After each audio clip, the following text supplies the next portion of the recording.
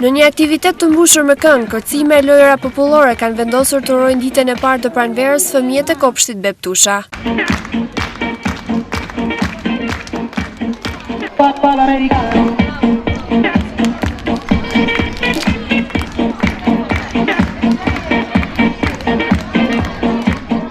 Në bashkëpunim me edukatorët dhe prindërit kemi vendosur që të sjellim traditën e bukur shkodrane, atë të përgatitjes së kulaçve, thot drejtoresha e kopshtit Vjoca Krymi. E kemi menduar së bashku me fëmijët dhe stafin që të mbajmë traditën e vjetër shkodrane, ditën e pranverës, si gjyshërit dhe nënat në shekuj bëjnë kulaçet, ashtu le të bëjmë edhe ne sot, prindërit shumë të gatshëm, ne mbajmë traditën e vjetër. Fëmijët kështu i marrin të gjitha edukimin gjësor, edukimin matematikor, artistik nëpërmjet lojës.